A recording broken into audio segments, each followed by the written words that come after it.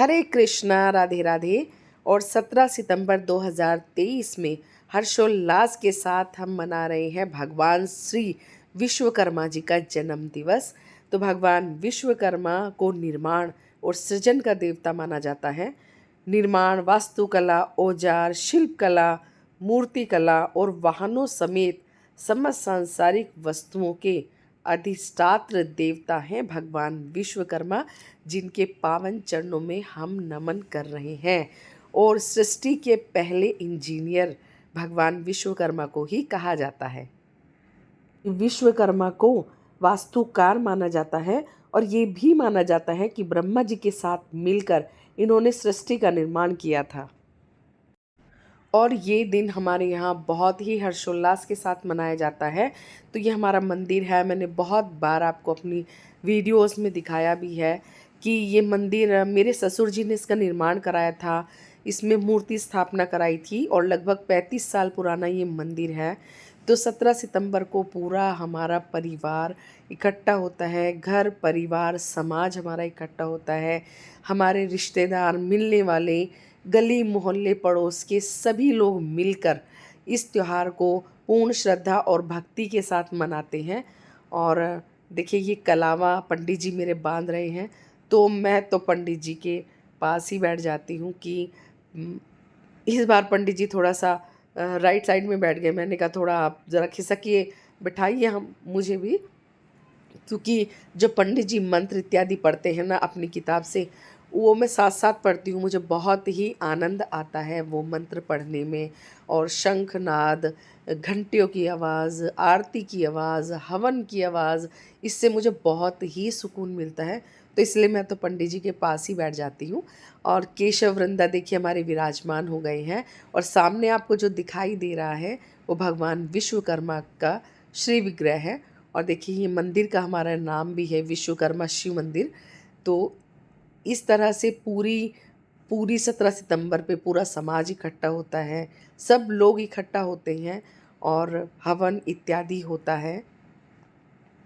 भगवान विश्वकर्मा देवताओं के शिल्पकार हैं और कोई भी भवन निर्माण से पहले भगवान विश्वकर्मा की पूजा की जाती है। किसी भी मशीन और औजारों को यूज़ करने से पहले भगवान विश्वकर्मा का आशीर्वाद लिया जाता है। और बताया जाता है कि स्वर्ग का निर्माण भी भगवान विश्वकर्मा ने ही किया था।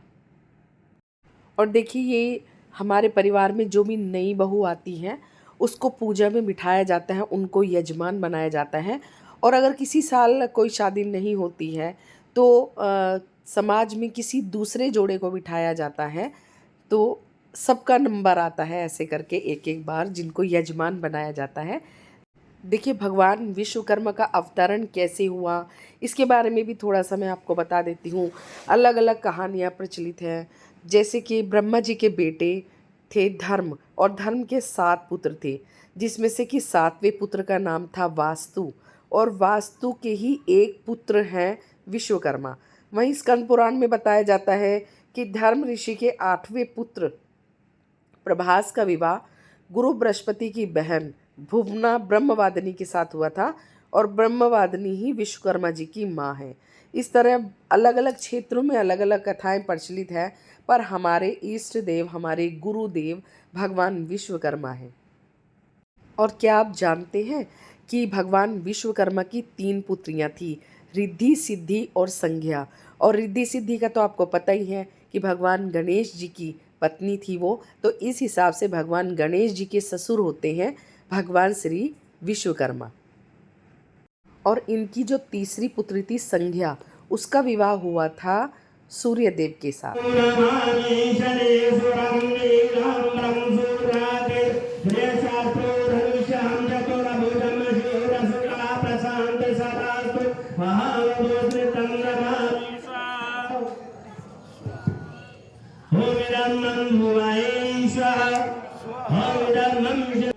और पुराणों के अनुसार भगवान विश्वकर्मा ने ही श्री कृष्ण की द्वारिका नगरी बनाई थी।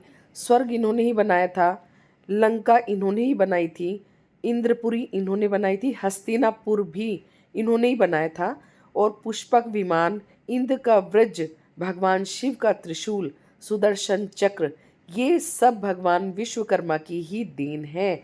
इसलिए भगवान विश्वकर्मा जयंती पर भगवान विष्णु के स्वरूप में पूजित विश्वकर्मा भगवान की पूजा की जाती है और वही हम सब मिलकर कर रहे हैं। सृष्टि के हराचक को धर्मा ओम जय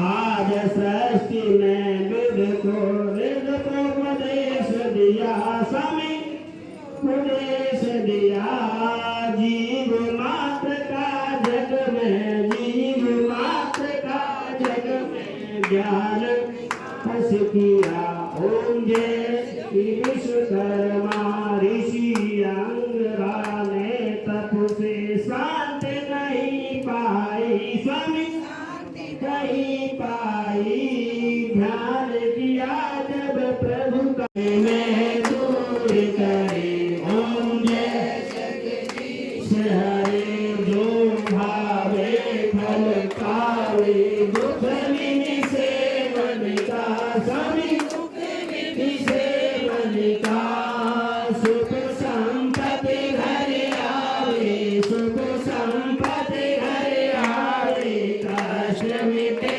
कल का ओम जय जगदीश दीन बहन दुख हरता तुम ठाकुर मेरे स्वामी तुम रक्षक मेरे अपने हाथ उठाओ अपने शरण लगाओ द्वार परम तेरे ओम जय जगदीश कर्पूर गौरम तमावतारम संसार सारम। और ये मेरी सासू माँ हैं, देखिए आरती कर रही हैं और मंदिर की सारी व्यवस्था यही संभालती हैं। पंडित जी तो बस सुबह शाम आरती करके चले जाते हैं। बाकी सभी श्री विग्रह भगवान की उनकी पोशाक और श्रृंगार बदलना, मंदिर की साफ़ सफाई करना, सारी व्यवस्था करना और ये सब व्यवस्था करना, ये सारे काम वही करती हैं। और मैं तो घर का देखती हूँ, जॉब अपनी देखती हूँ। और आज के दिन जैसे बहुत सारा रहता है, फिर बाद में सभी लेडीज़ घर पे जाती हैं, सबका चाय पानी नाश्ता वगैरह, तो ये घर की व्यवस्था मैं देखती हूँ। बाकी मंदिर का तो टोटल काम सारा ही सासू माँ देखती हैं। तो देखिए जब हवन वगैरह पूजा वगैरह होती है तो उसमें हवन में इतना सारा सामान सब चाहिए होता है, क्या करना है कैसे करना है, ये सब व्यवस्था वही देखती हूँ। प्राणियों में विश्व का बोलो हर हर महादेव श्याम बोलो हर हर महादेव श्याम जय श्री राम जय श्री राम जय श्री राम बोली विश्वकर्मा भगवान की राधा रानी की आज के आनंद की और साचे दरबार की सब लोग आती है। देखिए पूजा संपन्न हो गई है, कई घंटों का हवन होता है, पर शॉर्टकट में आपको मैंने सब दिखा दिया है। आवाज़ मेरी आपको बैठी बैठी लग रही होगी क्योंकि मेरे को कफ और कोल्ड फीवर हो गया था। लाला की छठी के बाद से ही तबीयत ख़राब चल रही है। तो सूक्ष्म जलपान की व्यवस्था किया गया है, हलवा प्रसादी बनाया जाता है, चाय वगैरह सब। जितने भी गेस्ट आए हुए हैं सबको थोड़ा खाने पीने की व्यवस्था की जाती है। कई बार भंडारा भी किया जाता है, कई बार हलवा प्रसादी वगैरह ये सब रखा जाता है। तो वो सब लोग मिलके डिसाइड करते हैं। वो मतलब हम नहीं डिसाइड करते, मतलब मेरे हस्बैंड और उनके चाचा वाचा सब मिलके डिसाइड करते हैं कि क्या करना है। जेंट्स लोग घर के मतलब डिसाइड करते हैं। तो ये गोद भर रहे हैं पंडित जी मेरी, तो ज़रूर भरवानी चाहिए पूजा के बाद में सबको। उसके बाद में जेंट्स लोग सब नीचे ही नाश्ता करेंगे और लेडीज़ लोगों को मैं सबको अंदर ले गई थी, सब ने नाश्ता वहीं पर किया है। तो विश्वकर्मा जयंती का ये वीडियो आपको पसंद आया है तो ज़रूर से लाइक कमेंट शेयर कीजिएगा। चैनल में नए हैं तो सब्सक्राइब कीजिएगा। जय श्री राधे।